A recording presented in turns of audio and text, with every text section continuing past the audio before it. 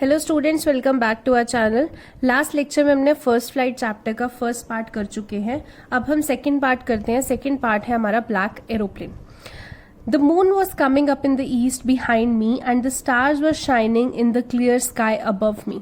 अब जो नरेटर है वो एक्सप्लेन कर रहा है, रात का जो है ये सीन है, जो मून है वो पूरा शाइन कर रहा है, स्टार्स पूरे शाइन कर रहे हैं एंड मौसम बिल्कुल ही क्लियर है। There wasn't a cloud in the sky. I was happy to be alone high up above the sleeping countryside। तो वो देख रहा है कि बिल्कुल भी बादल नहीं है, मौसम बिल्कुल क्लियर है, वो आसमान में उड़ रहा है कंट्री साइड की तरफ। I was flying my old Dakota airplane over France back to the England। अब आसमान में क्यों उड़ रहा है? बिकॉज जो नरेटर है वो एक पायलट है, वो अपना डकोटा एरोप्लेन जो है वो फ्लाई कर रहा है, फ्रांस के ऊपर से जा रहा है और उसको डेस्टिनेशन उसकी कहाँ है? England. I was dreaming of my holiday and looking forward to being with my family। I looked at my watch 1:30 in the morning। अब जो पायलट है, जो नरेटर है, वो इंग्लैंड अपने घर अपनी फैमिली के पास जा रहा है, उनसे मिलने जा रहा है, वो एक हॉलीडे पे जा रहा है। तो वो मन ही मन बहुत इमेजिनेशन कर रहा है कि मेरी छुट्टियां होने वाली हैं, मैं घर जाऊंगा, फैमिली के साथ टाइम बिताऊंगा। तो he is very very elated. और इसी टाइम वो टाइम देखता है अपनी घड़ी पे, तो 1:30 जो है वो बज चुके हैं सुबह के। I should call Paris control soon, I thought। As I looked down past the nose of the aeroplane, I saw the lights of the big city in front of me। अब जैसे ही वो टाइम देखता है, फिर उसको लगता है कि मुझे पेरिस कंट्रोल रूम जल्दी से कॉल करना चाहिए। क्यों कॉल करना चाहिए? बिकॉज वो अपना एरोप्लेन की जो टिप देखता है, तो एरोप्लेन की टिप से सामने जो शहर है, शहर में जो लाइटें जल रही हैं वो दिख रही हैं। मतलब उसका कहने का है कि अब जो रनवे है वो बहुत पास आ गया है, तो उसको पेरिस कंट्रोल को फोन करना पड़ेगा। I switched on the radio and said, Paris control Dakota DS 088 here, can you hear me? I am on my way to England over. अब वो पेरिस जो कंट्रोल रूम है वहां पे कॉल करता है। उनकी अपनी कोड लैंग्वेज होती है पायलट्स की, तो वो अपना कोड बताता है डेकोटा DS 088। वो कहता है कि आप मुझे सुन सकते हैं, मैं इंग्लैंड के रास्ते में जा रहा हूं। The voice from the radio answered me immediately। DS 088, I can hear you। You ought to turn 12 degrees west now। DS 088 over। अब वहां से कंट्रोल रूम से क्या होता है? इंस्ट्रक्शन आती है कि yes I can hear you, आपको 12 डिग्रीज वेस्ट को टर्न करना है, बिकॉज कंट्रोल रूम ही आपको डायरेक्शंस जो है वो बताता है। ठीक है, तो वो वेस्ट को टर्न कर जाता है। I checked the map and the compass, switched over to my second and last fuel tank and turned the Dakota 12 degrees west towards England. अब वो जो पायलट्स के जो नॉर्मल प्रोसीजर होते हैं वो करता है, मैप देखता है, अपनी कंपास देखता है, जो अपना फ्यूल टैंक है वो चेक करता है कि फ्यूल है या नहीं, तो वो अपने डकोटा एरोप्लेन को 12 डिग्रीज वेस्ट की तरफ टर्न कर लेता है, क्योंकि उसी डायरेक्शन में इंग्लैंड है जो उसकी डेस्टिनेशन है। I'll be in time for breakfast, I thought। A good old big English breakfast। Everything was going well। It was an easy flight। अब वो मन ही मन सोचता है कि मैं ब्रेकफास्ट के टाइम तक तो अपनी फैमिली के पास पहुंच ही जाऊंगा, और वो बहुत ही खुशी से ड्रीम कर रहा होता है कि एक अच्छा सा इंग्लिश ब्रेकफास्ट मैं वहां पे जाके करूंगा। सब कुछ अच्छा चल रहा होता है, इजी फ्लाइट होती है, सब स्मूथली चल रहा है। Paris was about 150 kilometres behind me when I saw the clouds, storm clouds. They were huge. They look like black mountain standing in front of me across the sky. अब वो देखता है कि जो पेरिस है वो पीछे 150 किलोमीटर पीछे छूट चुका है, और पीछे बहुत सारे उसको बादल दिखते हैं। बादल भी घने बादल, जैसे तूफान आने वाला हो। स्टॉर्म क्लाउड्स थे। दे वर ह्यूज। ब्लैक माउंटेन्स की तरह वो लग रहे थे। आसमान में अगर आप एरोप्लेन में बैठे हो तो आपको बादल भी ऐसे लगते हैं जैसे पहाड़ हो, और उसको तो वो काले बादल बिल्कुल दिख रहे थे जो स्टॉर्म क्लाउड्स हैं, तो बिल्कुल काले पहाड़ों की तरह उसको नजर आ रहे थे आसमान से। I knew I could not fly up and over them and I did not have enough fuel to fly around them to the north or south. अब वो थोड़ा सा घबरा जाता है। वो सोचता है कि इन क्लाउड्स के ऊपर से तो मैं जा नहीं सकता, बिकॉज ही इज स्कैर्ड कि टर्बुलेंस होगी या पता नहीं जा पाऊंगा या नहीं जा पाऊंगा, सेफ होगा या नहीं। और फिर वो सोचता है कि और उसके पास इनफ फ्यूल भी नहीं होता है कि वो उनके अराउंड जा पाए। I ought to go to Paris, I thought, but I wanted to get home. I wanted that breakfast. अब वो इतने तूफान वाले बादल देखता है तो एज अ पायलट उसको लगता है कि मुझे वापस पेरिस जाना चाहिए because it is not safe to go forward.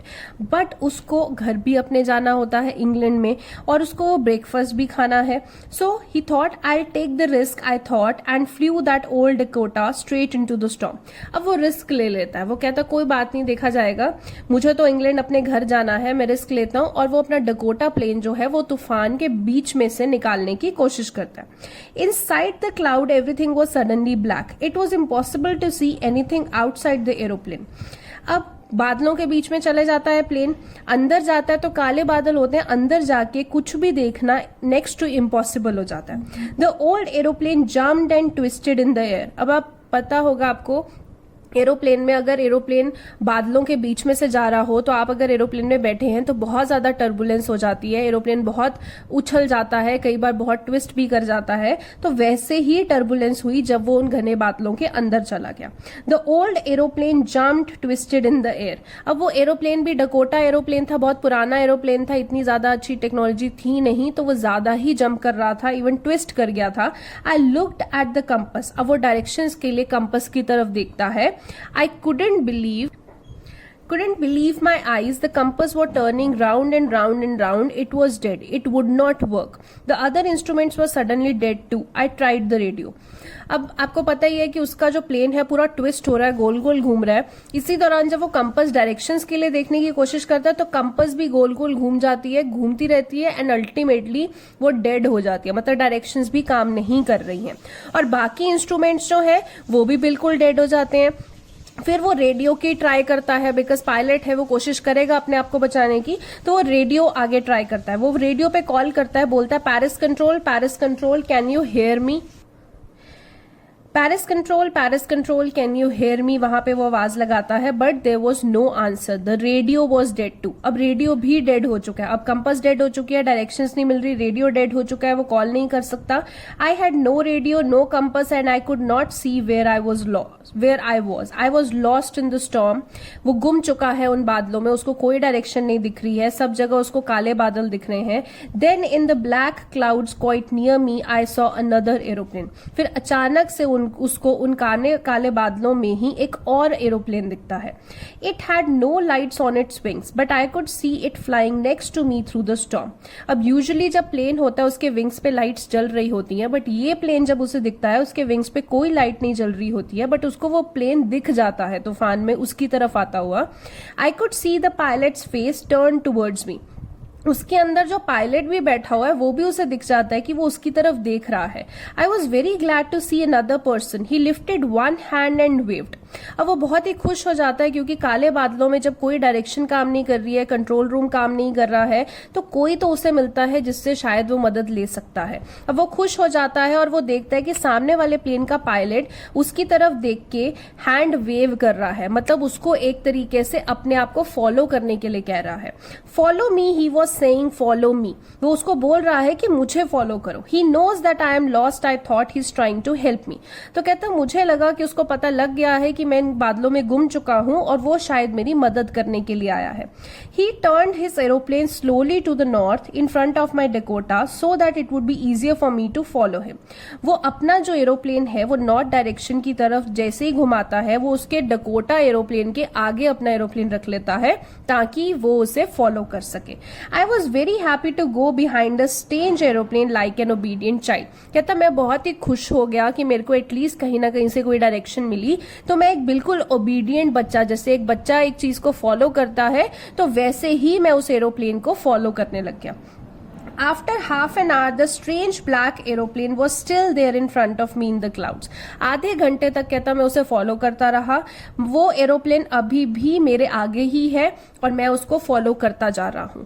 Now There was only enough fuel in the old Dakota last tank to fly for 5 or 10 minutes more. कहता अब मैं अपना फ्यूल टैंक चेक कर रहा हूं तो वहां पे सिर्फ इतना ही फ्यूल बचा है कि मैं 5 या 10 मिनट और ही फ्लाई कर सकता हूं. I was starting to feel frightened again. मैं बहुत घबरा गया कि क्या होगा. But then he started to go down and I followed through the storm. But जैसे ही मैं 5-10 मिनट के लिए मेरा जितना फ्यूल बचा था, मैं अब घबरा चुका था, बट जैसे ही मैंने आगे उस ओल्ड डेकोटा आगे वाले प्लेन को देखा तो मुझे दिखा कि वो धीरे धीरे नीचे जा रहा है, मतलब वो अपनी लैंडिंग की तैयारी कर रहा है. तो मैं भी उसे उस स्टॉर्म में फॉलो करना शुरू कर दिया. Suddenly I came out of the clouds and saw 2 long straight lines of the lights in front of me. कहता सडनली अचानक से मैं उन बादलों से बाहर निकल आया और बाहर निकल के मैं क्या देखता हूं कि सामने मेरे बिल्कुल 2 स्ट्रेट लाइंस में लाइट्स जली हुई हैं. तो आपने अगर कभी भी एयरपोर्ट विजिट किया होगा तो जो स्ट्रेट लाइन में लाइट जली होती है मतलब आपको रनवे का इशारा दे रही है वो. तो वो जो लाइट्स चल रही थी वो रनवे था. It was runway an airport. I was safe. तो ये बहुत ही खुश हो जाता है कि रनवे आ चुका है, अब मैं सेफ हूं. I turn to look for my friend in the black aeroplane but the sky was empty. वो पीछे मुड़ता है, अपने फ्रेंड को देखने की कोशिश करता है कि वो ब्लैक एरोप्लेन जिसको फॉलो करते करते मैं यहां तक पहुंचा हूं वो कहां पे है. बट पीछे मुड़ के देखता है तो आसमान में कोई प्लेन नहीं होता. There was nothing there. The black aeroplane was gone. I could not see it anywhere. तो ब्लैक एरोप्लेन जा चुका होता है, वो उसको कहीं पे भी देख नहीं पाता है. I landed and was not sorry to walk away from the old Dakota near the control tower. I went and asked a woman in the control centre where I was and who the other pilot was. I wanted to say thank you. अब वो land हो जाता है, वो अपने old Dakota plane छोड़ देता है. जैसे ही वो बाहर आता है वो कंट्रोल सेंटर जाता है. वहां पे जो वुमेन बैठी होती है, जो भी रिसेप्शन पे होती है, उसको जाके पूछता है कि ये कौन सी जगह है, कहाँ का ये रनवे है, एंड वो दूसरा पायलट जिसको फॉलो करते करते मैं यहाँ पे आया हूँ वो कहाँ है, मुझे उसको थैंक यू कहना है. She looked at me very strangely and then laughed. But वो जो लेडी होती है रिसेप्शन पे वो उसकी तरफ देखती है बड़ी हैरानी से और फिर हंसना शुरू कर देती है. वो कहती है another aeroplane up there in this storm. No other aeroplanes are flying tonight. Yours was the only one I could see on the radar. वो कहती है एक और एरोप्लेन. कहाँ है एक और एरोप्लेन? इस तूफान में कोई और एरोप्लेन नहीं था, मुझे रेडार पे सिर्फ तुम्हारा ही प्लेन दिख रहा है. So who helped me to arrive there safely without a compass or a radio and without any more fuel in any my tanks? तो कहता फिर मुझे हेल्प किसने की उस तूफान में से निकलने की, और मेरा कंपस भी खराब हो चुका था, रेडियो भी खराब हो चुका था, कोई फ्यूल नहीं बचा था मेरे पास एक्स्ट्रा. तो मेरी हेल्प किसने की? Who was the pilot on the strange black aeroplane flying in the storm without lights? तो वो पायलट कौन था जो ब्लैक एरोप्लेन में आया था? वो स्ट्रेंज इसलिए उसको बोल रहा है क्योंकि उस प्लेन पे कोई लाइट्स नहीं जल रही थी, वो स्टॉर्म में फ्लाई कर रहा था और बिना लाइट्स के. तो वो कौन था? तो यही ये चैप्टर खत्म हो जाता है और नरेटर यही सोचता रह जाता है कि उसकी किसने हेल्प की और वो कहाँ चला गया वो ब्लैक एरोप्लेन. अब वो इसी कंफ्यूजन में है कि क्या ये उसकी सिर्फ इल्यूजन थी कि वो ब्लैक एरोप्लेन एग्जिस्ट कर रहा है, या फिर सच में कोई ब्लैक एरोप्लेन था जो उसकी मदद कर रहा था. ठीक है, so this was your chapter. छोटी सी स्टोरी थी आपकी. इस चैप्टर के क्वेश्चन आंसर्स मैं आपको फॉरवर्ड कर दूंगी, आप उन्हें लर्न कर लीजिए. इस वीक में आपका टेस्ट भी होगा इंग्लिश का, तो ये दोनों चैप्टर्स अच्छे से गो थ्रू कीजिए. Thank you so much.